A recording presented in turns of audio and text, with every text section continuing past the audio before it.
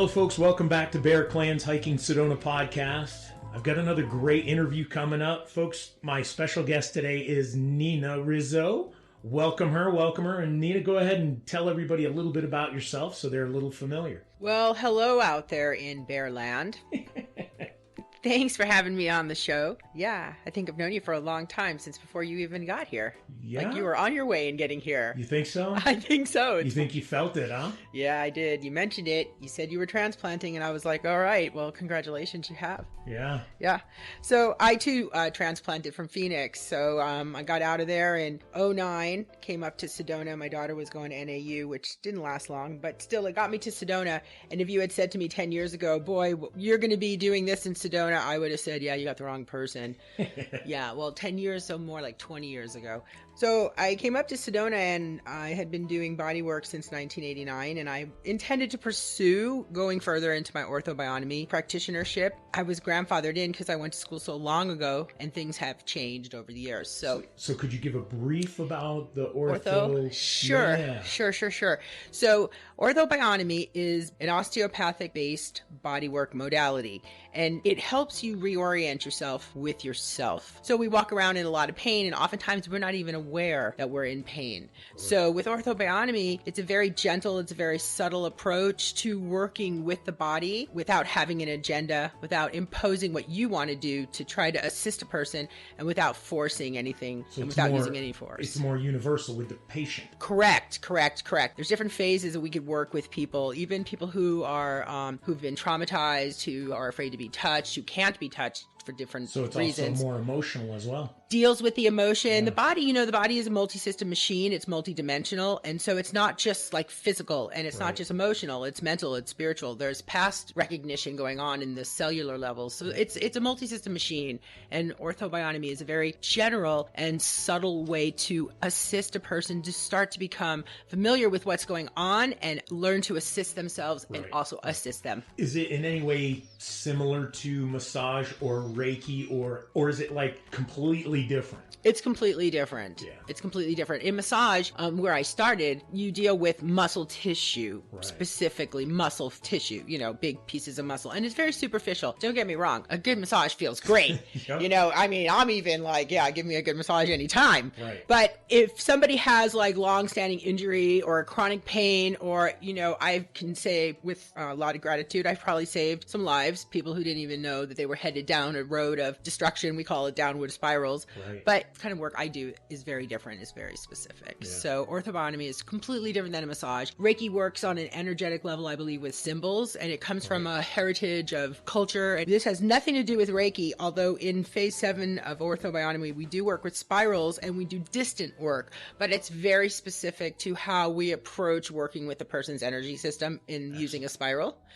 So, but orthobionomy for me was really just the foundation which propelled me into furthering my education into osteopathic modalities. So I am now an osteopathic manual therapist. So we now know what kind of brought you here. Right. So is this keeping you here? Is this process the thing keeping you in Sedona? Well, it's interesting. They say Sedona has a way of pulling you in and spitting you out. Oh, so you've experienced that too. I think everybody that lives here has gone through some sort of, am I supposed to stay or, you know? You're right. You're right. And it was interesting because when I landed here, people just did not want to communicate with me. And it wasn't until like after 3 months, somebody approached me, a local resident in the village, and said, so how's it going for you here in Sedona? And I was like, funny you should ask me that, because it's been really interesting. And that's when I found out, oh yeah, welcome to Sedona. If you don't come to terms with your SHIT, you're not going to be able to, You gotta work whatever's inside you to make sure it's in tune with Sedona for Hardcore. Sure. Yeah. And so within the first 7 days of being here, it chewed me up, spit me out. And I said, oh wait, I'm not going back. So I figured out how to stay. What brought me here was, like I said, to my daughter, and then to go into the orthobionomy curriculum. But then from there, a weird thing happened. I was making these fractal artwork pieces, which is all irregular geometry. And one of my clients saw some of my artwork, and she happened to be a sculptress in the gallery, in the local gallery here in the village of Oak Creek. And she said, "Oh, your stuff is so beautiful, you should consider getting it into the gallery." And I was like, well, okay. And I got juried in, and I got into the gallery. Nice. So now I was introduced to the whole world of art in Sedona. And how was that for you? Not really good either. Because surprise! Yeah, it was kind of like, very interesting. My artwork was so avant-garde, and everybody's looking for something spiritual, but they didn't understand the complexity of the kind of art that it was. Right. And people would come to Sedona and they were looking at dead energy art, which is what I call cowboys and Indians. It's dead energy. Right. And they're still stuck on stuff like that because this is, old Western territory proved up. Historical art. Historical art. Yep. Okay, fair enough, sir. I kind of refer to it as dead energy, but in not in a disrespectful way, but in the sense where what we're looking at in a new paradigm and going forward in a higher frequency and vibration is looking at vibratory factors. Right. And when you look at stuff from the past, it's not always, let's say, very vibratory, especially when there's a lot of death and a lot of doom attached to it. It tells a story, no doubt, but it teaches us a lot of lessons, but perhaps it doesn't. When you're trying to go on a higher vibration, why stay stuck in a lower one? Exactly. It keeps you in a lower vibration. It does.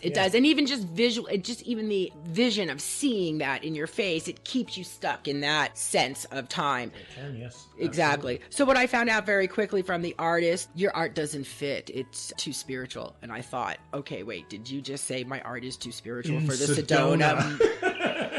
That's what I got. So, okay. So then, a weird thing happened one day. I woke up and said, I'm going to try to make something with my artwork on it. And I went online and I looked at just random mouse pad things and coffee cups and still. And I thought, let me make some really inexpensive, gizmo that I could sell at the gallery that tourists could under $10 or $20. And I happened to come across a pair of leggings pattern. It was a random thing. And I made a pair. And I thought, oh God, what am I going to do with leggings? You just made a pair? I just made one pair. How did you know how to make them? Self-taught, somewhat of an anomaly over here. I kind of moved some files over in my brain and opened up how to teach myself how to work with patterns and material and artwork and placement, and oh my gosh, that's a whole nother story. But anyway, I taught myself how to do it, and I made a pair of leggings and I had them on one day, and the first person who saw them bought them off my legs. And off your legs? Somebody from you at the moment? From me said to me, "Oh my God, those are great leggings. Where'd you get them?" I said, "Oh, well, it's my art, and it's just a prototype." I said, "Do you sell them?" I said, "Well, I'm planning on selling them. I just haven't gotten them on the website, my website, which I didn't even have yet at the time." She said, "Well, I'll just buy those from you." And I was like, "I'm wearing them." She goes, "Well, you live here, don't you? I mean, do you have something in the car you could change into?" And I said, "Are you serious?" She said, "Yeah, I'll buy them right now. I'll take them home and I'll wash them. How much do you want for them?" And I was like, fast way to double my money. I was like, "Okay, I paid this much. I'll sell you them for this much." And she said, "Here you go. Here's the cash." Ding. I sold them. Okay, freak, fluke. Made two more pairs and thought if it happens again, I'll have a second pair. But in Sedona. Yeah, you never know. So then I made two more pair, one in case it happened again, and one this way I could keep a pair. And same thing happened again. Next person who saw me wearing them bought both pairs. Then I thought, well, maybe I should go into this leggings business. This was 3 years ago. Before that, my artwork, what propelled me into the leggings thing was my artwork took first place in the Las Vegas International Juried Arts Competition. Wow. So I know. Yeah. It was kind of crazy. I thought they were kidding because I got an email saying, "Congratulations, you won first place." Wait, how'd you get, what did you do? What art piece did they see you? Did you actually send something out? I did. Sorry, I kind of just ran over that, went from the gallery to the leggings. So during the time in the gallery, my art wasn't really moving, and I was trying to figure out, well, what can I do to propel my artwork? And I thought, well, let me enter a couple of different competitions in the world. Who knows? Sure. Maybe something. I entered one in New York, never heard back from them. Entered a second one in Vegas, and I won a first place in the category of other. And I thought, they have to be joking. I submitted 3 different prints. The one that won was called Galaxy 1111. Okay. And it was basically 2 orbs, 2 balls with an orb going through to some kind of really cool, funky background. But it looks like, a planet traveling. All right, hold on. Yeah. You're talking to me as if it was no big deal. I know. Okay, it wins first place because it's no big deal. Was that not one of your favorite things? Was it not one of your favorite creations? Did you even think it had a snowball's chance? I did. I just was so floored at the fact that it was so recognized and considered to be a work of art after being poo-pooed in Sedona like that, and then for an international competition to go against thousands of artists and take a first place. I was like, you got to be kidding me. So I'm still sort of, you could tell by my voice, I'm still sort of in shock by it. Like, really? Did that really happen? It really happened. And I have the blue ribbon and the pictures, and I went to Vegas, and from that moment on, I thought, okay, here, I'm going to come back, and show all of you highfalutin galleries. Here's my first place, and I'm going to get famous. That never happened. And again, Sedona! So that's what propelled me. After I had all of my ribbons and my write-ups in the newspapers on the wall at the gallery, I still wasn't selling art. Yeah. So then I thought, well, I got to figure out how to sell some art. So that's when I went, let me try to put it on stuff. Right. Long story short, again, recap, got to the leggings. Yeah.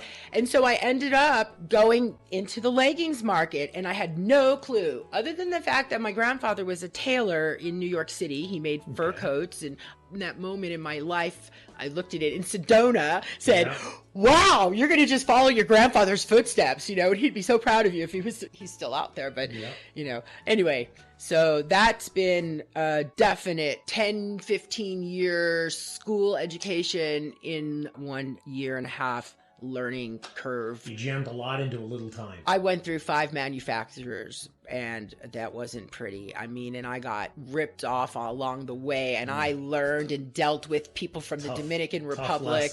Tough lessons. Ouch! Yep. Lost a lot. But I'm still in business. I'm still going, and I'm about to make some more. And I got to tell you, I remember when you first started doing it. I've been friends with you on Facebook since I think I've known you, and I saw this, and I was like, what is she doing? Exactly. She's like, honestly, folks, if you haven't seen it, she really shows off her stuff in the very who cares kind of way. That's right. You put them on, and you are showing off the goods. That's right. And That's right. That's right. What better advertising, right? Exactly. To promote it yourself. And you've created the yoga pants, right? Uh-huh.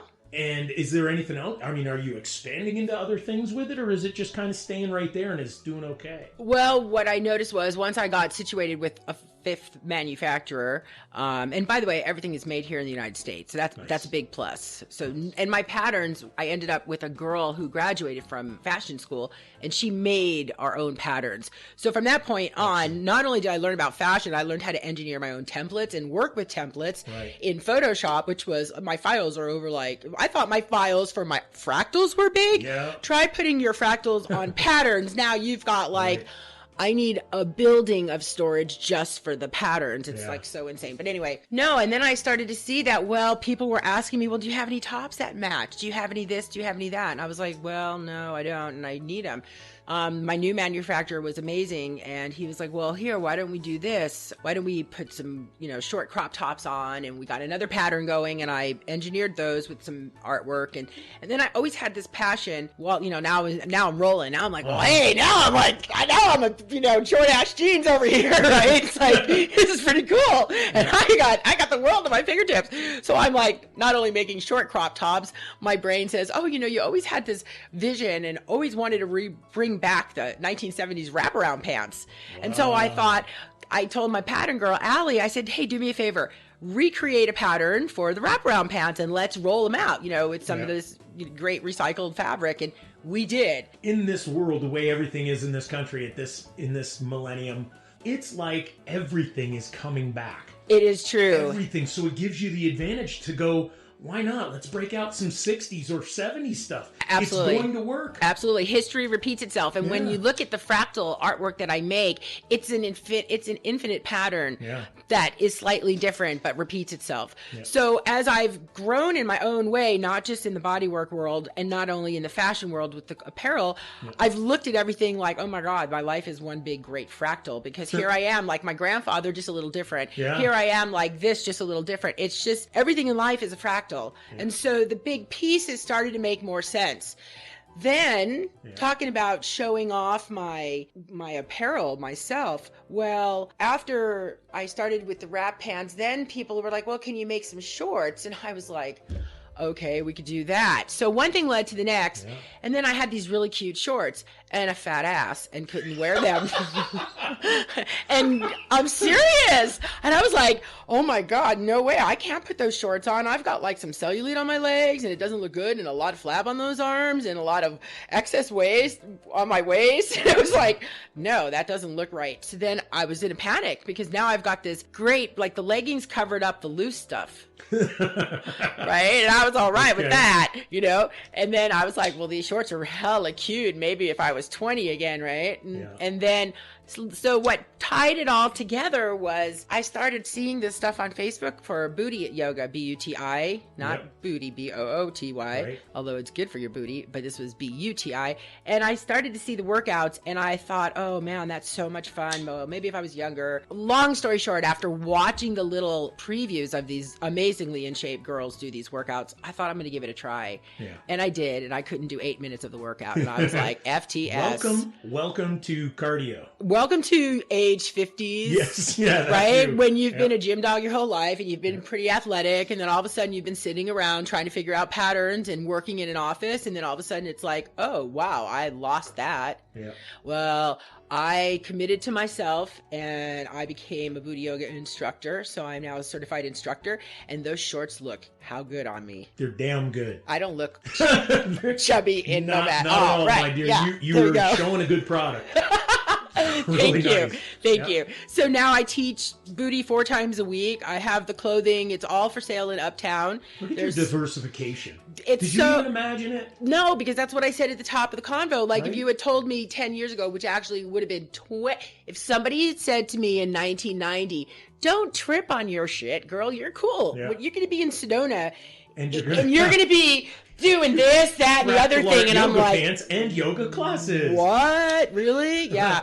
But you know, that's just a little piece of that's just what I started to do for fun. That was supposed to be my creative release for all the osteo work I started to do, because I landed working with this amazing hands-on manual intuitive who is incredible. We still work together. And so I became his little apprentice, and I put myself through intense education through the Upledger curriculum, through the cranial sacral curriculum, and also through the Baral curriculum, through the visceral manipulation curriculum, and then all of my hands-on work with the doc I work with for the last 11 years. I mean, at this point now, not only am I in the instructor training for orthobiotomy, I am actually an instructor, and I've written my own curriculums based on the different types of osteopathic modalities that I've learned. Nice. I've spent so much time getting educated and traveling and spending money, and that's how we met, because I was coming in from a class from Texas, and every time I would travel to take a class, it would cost $1,000 for the class, $1,000 to stay somewhere, and then, you know, try to feed yourself for $50. You know, you're talking a good $2,500 a course you take, right? So it's not a light investment. No. I decided, and you have to take those classes more than once because they're so heady and there's so much you could learn. And do they change constantly too? Is it progressing, or is it just, it's like, does the curriculum change? Or there's a flow chart of classes that you take. Once you have, you know, the prerequisites, then this is what you could take next. So the classes, when you repeat them, they're the exact same classes. They have to be, so that the curriculum is the same. Right. You could use the same workbook and just add to your notes. Gotcha. Right? So it's like a refresher course. Absolutely. And in my experience in those classes, you need to take them a few times if you really want to understand what they're talking about. Of course. You know, especially, you know, to the capacity of kind of work I do with my clients, I have an agenda that, for me, it's my passion. My agenda is my passion. Yeah. And I have a passion to help people. So I'm goal oriented. Yeah. And because of that, I knew just being a massage therapist, which is what I learned, you know, out the gate, wasn't going to be enough. It was going to be feel good. It was going to be helpful. It was going to maybe fix, you know, a stiff neck overnight. But somebody who was, you know, looking at issues where they were having a hard time walking, or they had an injury to a knee, or they had, you know, they were looking at hip replacement or knee replacement. I can't fix it with a half hour or an hour. Absolutely not. And it's going to take a lifetime or repetitive. Exactly. And as humans, you know, we're really a machine, and we're a delicate machine, and we're a temple. And so we have to be proactive about our health. And when we're not proactive, we start to go into these patterns that are spirals that take us in directions that we don't necessarily want. Right. And we're all walking around in pain from the onset. Sometimes in utero, we have stuff. Sometimes being born, Dr. Upledger showed that 90% of the babies born have a little bit of compression at the OA. Well, of course. I mean, think about the path they have to take. Exactly. They're taking a big thing, putting it in a small thing to get it out to a bigger world. It's like, there's potential. A lot. Absolutely. A lot. And then, children who are born with a C-section, there's cases where it no doubt has to happen. But that totally is a traumatic shift from being in a safe, watertight environment to all of a sudden you're exposed like... It's like an emotional thing that before you even understand what emotions are about. Exactly. And the central nervous system, all of the nerves that come out of the central nervous system and innervate into the organs, they have to move like tentacles of an octopus. So when you come out of this, think about in the water, then all of a sudden you're out in the world, it's like, oh my gosh, it's like dense and gravity sucks. It retracts in, and then there's this trauma attached to it until it could reassess and reorganize and then go, oh, I'm safe. I could still go back to movement. Right. But there's so much involved. And then when we're little kids, we fall, we hurt ourselves. And then this happens, and then that happens. Yep. Oftentimes the majority of a lot of the people who come to my practice are older, and they are tired of the medical system, and they don't want to take more pills, and they don't want any more surgeries, or they don't want to have a surgery, or they've gone to the doctor, they know something's wrong with them, but the doctors are looking at them like, no, you need psychiatry. And they're like, hey, what do you talk? Like, I am my own doctor. I live in my body. How could you tell me something is wrong? Well, there's a lot of disempowerment and a lot of that stuff going on. Absolutely. So in my practice, there's just such a passion for helping people get to the root of what's going on with them. Because when pain happens, it's because we've run out of room.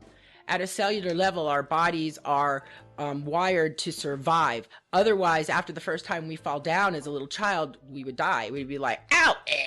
Right. But there's some kind of a hierarchy, a mechanism in our brain, which is our computer, that says you'll be okay, stand up, keep going. It sends specialized cells to that part of the body to help it continue to function, because the body is always trying to function. Self-healing. That's right. And homeostasis. I mean, you can take a look at in nature and see the same results. A tree gets cut or a branch falls off. What does the tree do? It heals itself naturally, and then it takes the nutrients and goes to the next level. There you go. It's just a beautiful connection. Humans are no different. And what do you call that, my friend? A fractal. Thanks. There you go. You see how everything keeps coming back? Yep. So, oh my God, Sedona, how the heck did I end up making fractals on this planet where everything is a fractal? Because you're here. This is what it was designed for you for. This is exactly right. This is what I came here to do. To assist, to help, to teach, to inspire, to share, and to just help people feel good in their bodies, one vertebra at a time, with using color as positive vibrational energy. Absolutely. Work on them and then have them get some of the yoga pants. There you go. And get on my mat, because if you really want to be in some good shape and look good, that's I don't need to talk about it. Get you your can booty just look with at booty. me. Meet me on your mat. And I'm not a yoga person. It's funny. Everybody in Sedona is a yoga person, and I do not find yoga relaxing to me. I find it very agitating. Yep, I'm saying this publicly, but that's okay. I'll own it. Everybody's got their thing. I will own that. Yeah. I do not like to stand still and have to do the same thing 5,000 times. And no, I'm sorry. It's not because I need to do it. It's because I know what I need. Yeah. Again, you're disempowering me. Allow me to be who I can be, the best and of. Find the best way. And find the way to move healthy. that works for me. Absolutely. So for me, the incorporation of having dynamic yoga poses where we do stuff in the poses and then move through them through transitions of cardio bursts and hip hop and maybe even some tribal, and then getting on the floor and doing some core work, deep core work. I mean, that's my jam. And you come to my class, it's like walking into a nightclub in Vegas. The music is loud. Yeah. You're out of your head and in your body. It's so much fun. Yeah. And it's got a dope beat. And it's not quiet. It's a hoot. So nice. Meet me on your mat at my class 4 times a week. Excellent. Okay, so final 2 questions for you. if you could, because we've talked a lot about like what you're doing, but Yeah. could you give us 2 things that people don't know about you? Yeah, I can. I have a garden of death and doom, and I grow carnivorous plants and orchids. They co-create together. Wait, what? You like Venus flytraps and stuff like that? Yeah, but not just Venus flytraps. I have 2 Venus flytraps, but I have a bunch of other carnivorous plants that are just so fascinating and gorgeous. So what do you like? Have mice and you throw a mouse in there and then they start chowing down on the mouse? Explain to me. Well, soon enough, I have. So there, it's fascinating. I had no idea. My daughter actually got me into this. Really? And yeah, she's totally fascinated by it, and she insisted that I have a bunch of CPs, that's carnivorous plants. So anyway, I have this beautiful bonata, and it grows like these like a point, and it's got these little dewdrops on the tips, and then the bugs get trapped on them. Yeah, and then like in the sun, they like glisten. Yeah.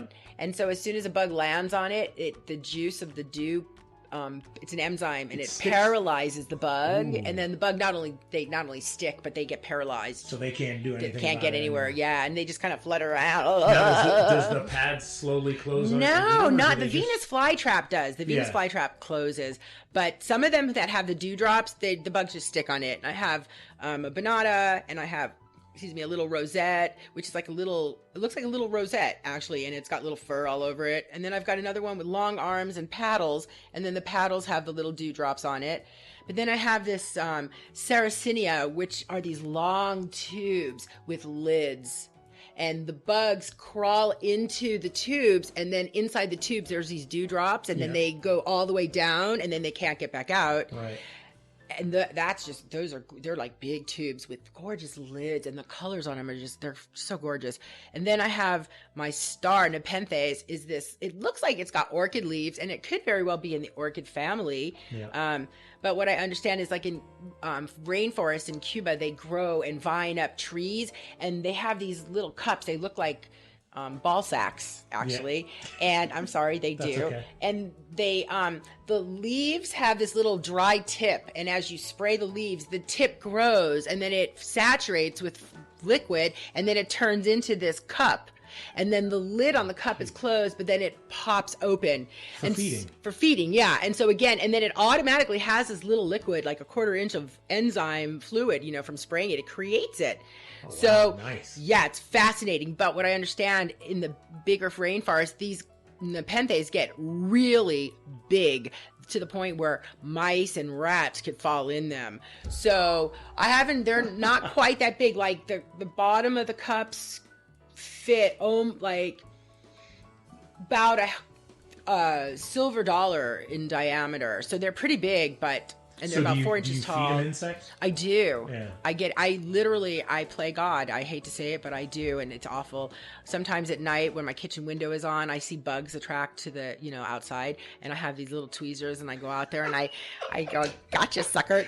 And I actually had a girlfriend visiting me, and she's like, you're really good at that. You're fast. I'm like, well, you have to like clip a wing. You got to get used to it. Yeah. And then I come in and I say, okay, which one wants it? And I feed it. And then I go to the pet store and I get mealworms. And sometimes I put mealworms in the Venus flytraps. Yeah. I can't find a place to buy flies. And personally, I don't like flies. Yeah. So I don't want to have a stock of flies. So the mealworms, I'm safe. They can go in my fridge in a styrofoam cup and I'm good to go. Right. But I have no bugs in my house. Like none. I don't even hardly get bugs on my windows anymore. They must have told their friends. So it's like, stay away from Rizzo's house. She's going to get you with her pink tweezers. She's got some killer plants, literally. Yeah. That's cool. Yeah. So demonic, but cool. Totally. I mean, it's not, It's nature. It's kind of what nature does. It is. And they are beautiful plants. So, they are. They are. What other reason do we have plants for? We have them for the the oxygenation. Right. But we have them for beauty. We like flowers. Why do we like flowers? Because they're beautiful. Yeah. So they happen to be beautiful, and they happen to eat things. Yeah. That's all. Yeah, and they're fascinating to watch. I mean, I stare at them for hours. It's ridiculous, but that's one of the things. Cool. Mm-hmm. Thank you very much, my dear. And Thanks. Folks, thank you for listening in. What another wonderful podcast this has been. We'll get a little bit deeper on our next one. Maybe I'll get you some more about the trails that we have here in Sedona. Thank you so very much. God bless everyone, and keep listening. We'll see you soon. Thank you again for listening in today, folks. Your time and energy is greatly appreciated.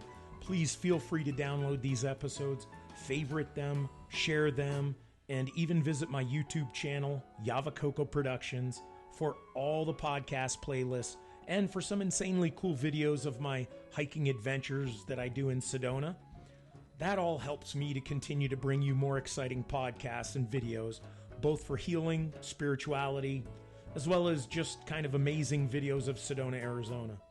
For those of you wanting to dig in a little deeper, maybe you're struggling with some inner issues, or you're in a recovery path from an addiction, or just looking for inspirational discussions about healing, check out all of my podcasts on your favorite podcast players.